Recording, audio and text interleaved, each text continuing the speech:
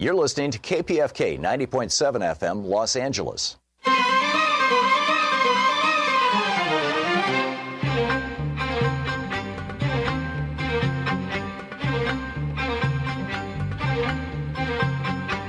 Good afternoon and welcome to Middle East in Focus. I'm Esty Chandler. Last week, Dropsite News, a new but mighty news site for all who seek the truth and appreciate independent investigative journalism, reported on government censorship of social media content. Logically, government requests for takedowns of social media posts almost always focus on posts made by citizens inside that government's borders. Not surprisingly, according to internal data from social media giant Meta, compiled and provided by whistleblowers to a dedicated team of investigative journalists at Dropsite News, the internal mechanics of Meta's Integrity Organization, which is a team within Meta dedicated to ensuring safety and authenticity on its platforms, revealed, quote, a sweeping crackdown on posts on Instagram and Facebook that are critical of Israel or even vaguely supportive of Palestinians was directly orchestrated by the government of Israel, end quote. As Dropsite reports, quote, what makes Israel's campaign unique is its success in censoring speech in many countries outside of Israel, end quote. Data the team at Dropsite received shows that Meta, the second largest media company in the world, has complied with 94% of takedown requests issued by the Israeli government since October 2023. It also shows that Israel is by far the biggest originator of takedown requests globally, and that Meta has compliantly responded to the Israeli government's deluge of requests by widening the net of posts it automatically removes, creating what is probably, quote, the largest mass censorship operation in modern history, end quote.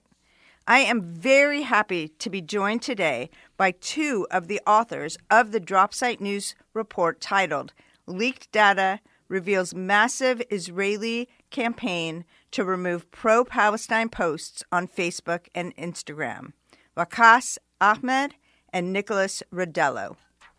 Waqas Ahmed is a journalist at Dropsite News focused on the intersections of technology and politics. His recent work includes an investigation into Microsoft's support for the Israeli Defense Forces during their ongoing war in Gaza, as well as extensive reporting on human rights abuses by the Pakistani military and the role of U.S. foreign policy in enabling those violations.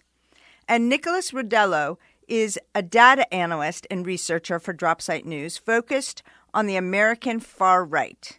His data work on conservative American academics is published in the recent book, Academic Trumpists.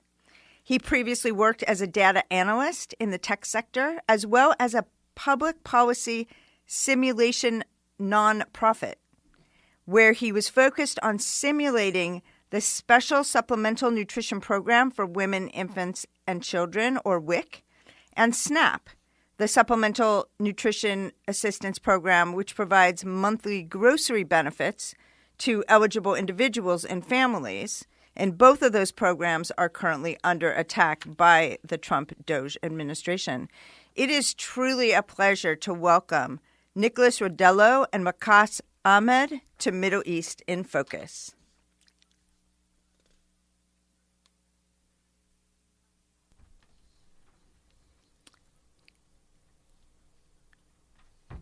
I am not hearing you guys. Can we try your sound again?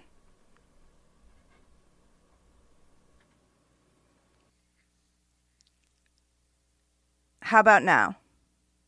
Hello. We got you now, Nicholas?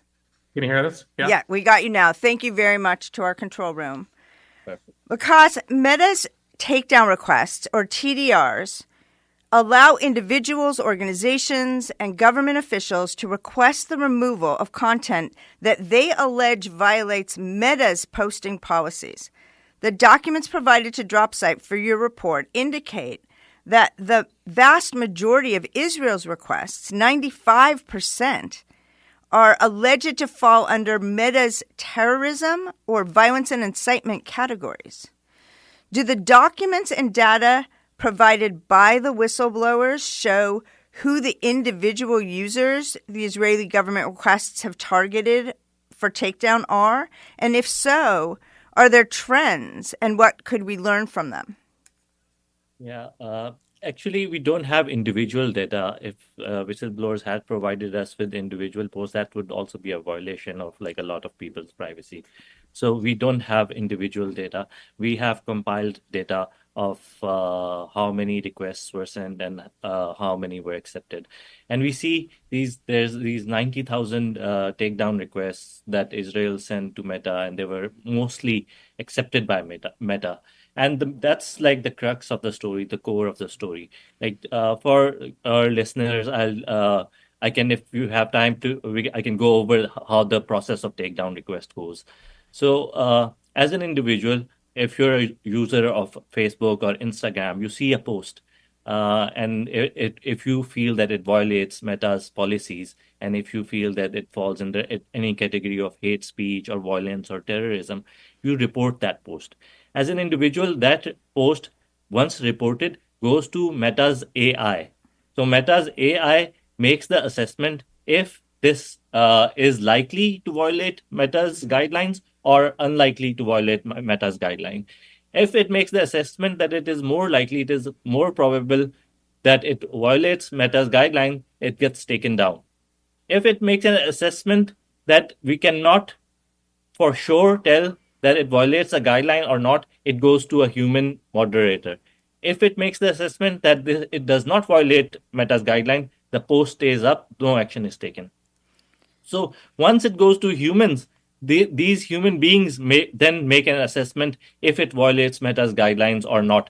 Once that assessment is made, that post is again fed back into Meta's AI, so that in the future, if a similar post shows up, Meta's AI can make the assessment without human intervention. So this is the cycle of a takedown request. When a government sends a takedown request, that usually will go to a human being. That will not go to an AI. That goes to a human being, and a human being makes an assessment if it violates Meta's guidelines or not. And in the end, that post also is fed to Meta's AI machine. So we see in this whole cycle, Israel has been sending outsized number of takedown requests, and most of them takedown requests are about posts that are not originating in Israel, that are from other countries. So in effect, Israel is censoring citizens of the world. Right. And Nicholas, as I mentioned in the opening, your reporting reveals that Meta responded to the deluge of takedown requests by Israeli authorities by actually widening their automatic removal regime. Your report also shows that Meta removed over 90,000 posts in response to takedown requests submitted by the Israeli government within an average of 30 seconds. So that seems like it can't have had human intervention. Can you talk more about Meta's significant expansion of automated takedowns since October of 2023? And how many posts are estimated to have been actioned upon across Facebook and Instagram since late 2023? And please also let us know what the term actioned upon actually means. And if there's a different kinds of requests listed in various Israeli government takedown requests, or if they all fall under the, terrorism or violence and incitement. Yeah, so as Waqas was saying, and thank you again for having us on here. As Waqas was saying, these posts, when the Israeli government filed a takedown request, they have a priority channel, a human reviews it, and as we see, they get 94 or 95% of those accepted, right? So the way that widens the system is actually, it's kind of a feedback loop. So when those posts have priority channel, 95% of them get accepted. Those decisions then feed back into the automated systems that Meta uses to assess content, as Waqas was discussing. Basically, it's kind of a vicious cycle, and it's called a data poisoning attack is the technical term. If somebody, whether inside the organization or outside the organization, is aware of how these systems use the data that Meta feeds into it, then you can kind of make a concerted effort to attack it. In the documents that we were provided by whistleblowers, they estimated, and I say estimate because they highlight that with these AI models, one of their big flaws is you can never get a complete answer as to why they decide. They're using billions and billions of data points in the case of Meta every time they make an action. So they had to use a method to basically extrapolate out, comparing period over period, how many more posts were removed. And what they estimated was 38.8 million additional posts were removed as a result of these efforts. And part of the evidence there too is that this is seen across the board in multiple countries. As you mentioned already, Israel is the largest originator. They're the largest originator per capita. I think the only two countries that actually beat them out on a raw numbers basis were India and Brazil. For the huge populations. Yeah, hundreds of millions to billions of people. But yeah, per capita, Israel had the most. And also unique to Israel is the fact that they target the vast majority, I think 95, 96% of posts outside their own country. Most countries target their own content from citizens within their own borders. Israel, on the other hand, primarily targets countries within the Middle East or North Africa. You're listening to Middle East in Focus on listener-supported KPFK. I'm Esty Chandler, very happy to be joined today by two of the four authors of a damning report at fellow independent media outlet Dropsite News titled Leaked Data Reveals Massive Israeli Campaign to Remove Pro-Palestine Posts on Facebook and Instagram. Waqas Ahmed and Nicholas Rodelo. If you are enjoying our conversation, our phone number is 818-985-5735. That's 818-985-5735, or you can log on to kpfk.org to support our own fiercely independent public radio station, KPFK. We are once again in fund drive, and as we're all now likely experiencing the Trump Doge takedown, not just of social media posts, but of all of our First Amendment freedoms, including press freedoms, we need your support more than ever to stay on the air and continue bringing you independent voices like those of our guests today, Waqas Ahmed and Nicholas Rodelo. The Trump Doge administration and Project 2025 are clear about their desires to dismantle media, which has long been a target of the far right, who famously prefer alternative facts. KPFK belongs to all of us. This station belongs to the community, and we need it more than ever to help us cull through the barrage of distractions and disinformation being thrown at us to make us feel dejected and powerless. This community has kept Middle East in Focus on the air for over 40 years and KPFK alive for 75 years. I'm asking you to help us stay on the air at this crucial time by donating whatever you can afford. No donation is too small. If you appreciate our programming, if you depend on our reporting, if our music and cultural shows get you through your days, please grab your phone now to make a pledge at 818-985-5735 or online at kpfk.org. Waqas, your article also highlights several key leadership positions at Meta, which are filled by individuals with personal connections to the Israeli government, including Guy Rosen, a former Israeli military official who is running the integrity organization I mentioned. What can you tell us about Guy Rosen and the relationship between Meta's integrity organization and Meta's policy organization? Yeah, so Rosen is a former Israeli military official who has served in their very famous unit 8200 that has to do with the Israeli cyber commands and cyber operations. So he's also worked for this. He's had a startup that was acquired by Facebook, and now he works with Facebook. And there's like Jordana Cutler, who's also at Facebook. She has also previously served the government of Israel. And we see, we don't see in the data direct links between these individuals and the decisions that have been taken, but we see this willingness from Facebook, from Meta, to allow this kind of data poisoning attack against itself happen without any actions. And this has been brought into attention of Facebook, of Meta, and Meta's integrity organization, and they have not taken any action about it. And they have acknowledged Israeli influence operations targeted at Meta in the past. So all of these things point out to the probability that Meta is intentionally allowing this to happen and allowing these individuals to dictate these policies, especially when it comes to censorship related to Israel. And Nicholas, a Human Rights Watch report titled "Investigating Meta's Moderation of Pro-Palestine Content Post October 7th" found that of 1,050 posts they were able to document as having been taken down or suppressed on Facebook or Instagram, all but one of them involved peaceful content in support of Palestine, and the one other post was actually, it contained content supportive of Israel.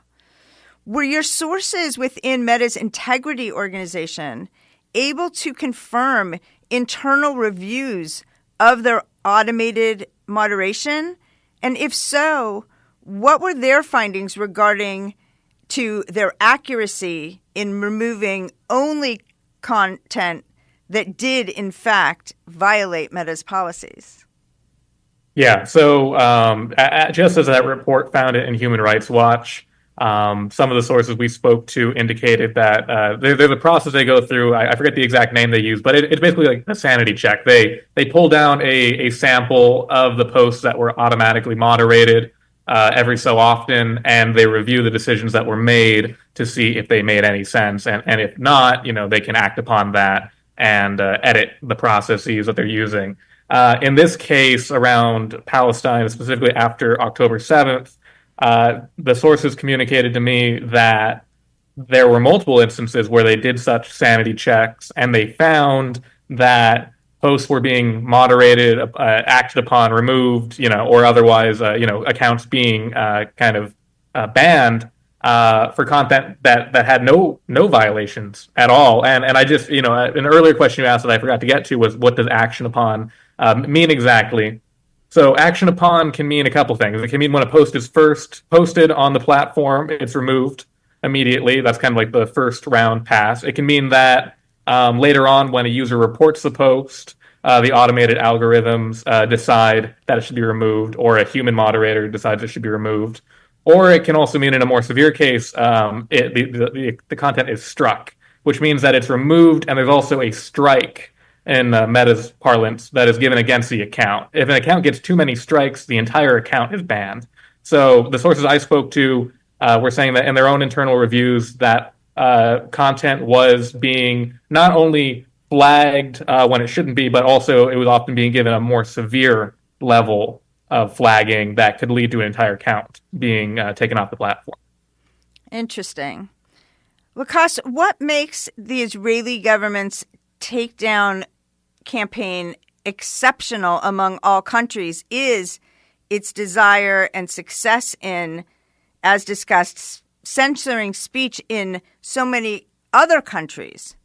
Notably, you report that only 1.3% of Israel's takedown requests target Israeli users, making Israel an outlier among governments, which typically focus their censorship efforts on their own citizens. Can you give us some comparisons with other countries and talk about how Israel has ramped up its outward censorship efforts to silence critics and the timeline of those efforts in relationship to Israel's ongoing genocide in Gaza and accelerated ethnic cleansing campaign in the West Bank? Yeah, so let's take example of Malaysia. Malaysia sends takedown requests to Meta just like so many other countries, but 63% of those are about posts that originate by Malaysian citizens inside Malaysia. Similarly, Brazil, for example, Brazil has 94%.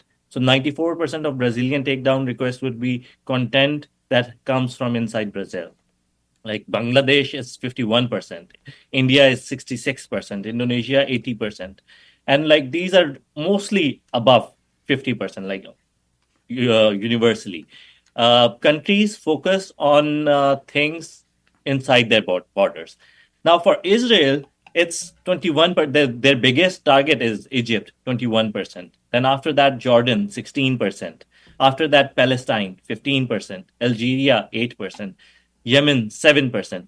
If you see a pattern, these are all Muslim majority countries that are around Israel, that have something going on with Israel, that have foreign policy issues with Israel. So the citizens of these countries are being targeted. Now, Israel's campaign is unique in the sense that all of these things are without careful vetting by Facebook being accepted. So that means a lot of harmless content is going through. And because a lot of harmless content is going through, the AI is being trained on that harmless content. That means in the future, in perpetuity, all of this harmless content that is even slightly critical of Israel, it will be classified as speech promoting terrorism. So that would have chilling effects in like future for the next like however long Facebook has this dominant position in the social media market. Yeah, that to me is the most chilling part about the Israeli government's successful censoring of speech in so many countries is the training of the AI program and how it's, currently, as you just explained, being trained. Is there anything that people can do about this, Nicholas? I would say stop using those platforms. I think there have been decisions from up top that perpetuate or otherwise ignore these trends, like letting a hostile government influence your platform's automated moderation in such ways it's a decision, ultimately. They could do something about this, and they're not. And in the case of a platform like Meta, which I believe has 2 billion users globally, they need automated systems to be able to handle the amount of content they get. So if they're not willing to investigate, if they're not willing to put a stop to the abuses of priority channels like government takedown requests, then I think the only thing that can really be done is to move away from those platforms, or at the very least understand their limitations and understand that there may not be a safe place for this kind of content. Perhaps to kill two birds with one stone, because, we need to break these big monopolies anyway. And public opinion about Israel is plummeting. So this could be a great ad campaign for a independent platform, or several independent platforms that would like to take their place. You guys do incredible reporting at DropSite. I'm so grateful for you taking the time out of your weekend to join us, and you can be sure we're definitely going to invite you back again soon. Thank you so much for having us. Thank you so much. As Deep Throat advised in All the President's Men, follow the money. Look at who is profiting. While it's difficult to fathom that Meta is not profiting from their astoundingly dishonest compliance with Israeli government takedown requests, an Al Jazeera investigation has found that Meta is profiting from various Israeli government-supported content, including content which may violate international law. Some of the content in question includes paid advertisements by companies selling homes in illegal Israeli West Bank settlements, individuals and organizations fundraising to buy weapons for Israeli soldiers in Gaza, and even advertisements calling for the destruction of Palestinian homes, schools, and children's parks. Legal experts told Al Jazeera that Meta could be complicit in violations of international law by approving, accepting payment for, and publishing some of these advertisements. For instance, all Israeli settlements in the West Bank are illegal under international law, as is transfer of an occupying power's civilian population into occupied territory, which is a war crime. Some of the homes advertised are part of an expansion approved last year by Israel's Higher Planning Committee, which is overseen by far-right Finance Minister Bezalel Smotrich. Follow the money. There are countless things we don't know about what the future will bring. But one thing we know for sure is that we all need KPFK's independent programming and critical analysis of events. This is the place so many of us come to hear from scientists, activists, artists, writers, academics, and public intellectuals and journalists like our guests today, Waqas Ahmed and Nicholas Rodelo. Now more than ever, we need our community to band together to keep each other safe, informed, and well.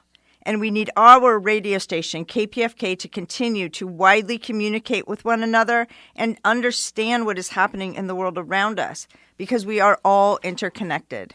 Please help us continue doing what we do best, programming, by calling 818-985-5735. That's 818-985-5735, or log on to kpfk.org to donate whatever you can afford. No donation is too small.